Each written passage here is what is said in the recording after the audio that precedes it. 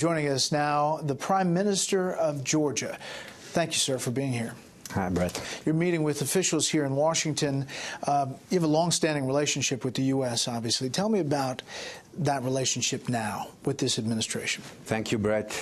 Firstly, I would like to express my deep condolences to the victims of the Hurricane Florence. Under President Trump administration, U.S.-Georgia security cooperation is enhancing. It has never been as strong as it is now, and we truly appreciate this. You have, obviously, an issue with Russia. Russia occupies part of your country. How much as of now? Well, unfortunately, Russia has occupied 20% of our territory, and it still continues its aggressive policy toward Georgia. Many Georgians had to leave their homes. So Russia occupies two historical regions of Georgia. The government of Georgia is, of course, fully committed to the peaceful resolution of this conflict. Unfortunately, Russia is trying again to undermine our peaceful initiatives. President Trump's critics here in the U.S. argue that he and his administration have not been tough enough against Russia. From your point of view, do you think that this administration is? We are very much encouraged with the President Trump decision to have a dialogue with Russia, because there is no alternative to dialogue. But of course, we should take into consideration the regional context as well, because the turbulence is growing. But the direct interaction with Russia on the highest level possible, I think, is really very positive and fruitful. You're in your new job, but from your knowledge of how the last administration here in the U.S. dealt with Georgia and how this one did, I mean, can you give some perspective to people? In the last 2 years, with the common efforts, we pushed this relationship to another level, and it is on the all-time high level now. We truly appreciate these initiatives of President Trump and his administration to be engaged with Georgia. One of your foreign policy goals is to have Georgia join NATO. It doesn't seem like that's possible in the current construct with 20% of your country occupied by Russia.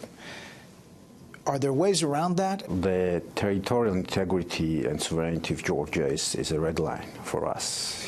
Historically, both regions are part of our state. Yes, the membership of NATO is our main priority. We are actually continuously punching above our weight. Although our economy is not large, we are spending more than 2% of our GDP for military.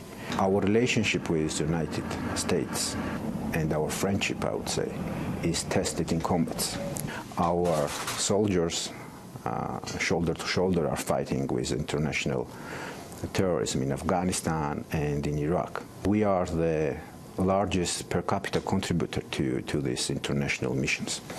So we are very serious about it. You know, there are people in the U.S. who worry about Article 5 of NATO and that the U.S. could be drawn into World War III because of Russia's actions, frankly. What do you say to those people who are concerned about that?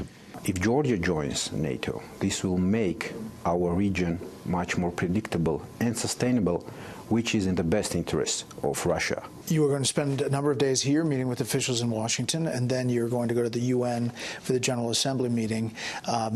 If you have a message for the American people from your country, what is it? We pushed to another level our cooperation in the field of security and military cooperation. And we have also very good economic cooperation, and we do believe that the free trade agreement can be a very good step forward. Georgia is a gateway for 8 landlocked countries, 2 states from South Caucasia and 5 states from Central Asia, plus Afghanistan. This is one of the fastest growing consumer markets in the world. We would like to see more American companies doing business in Georgia. Mr. Prime Minister, we appreciate your time. Enjoy your stay in the U.S. Thank you. Thanks very much. It was a pleasure.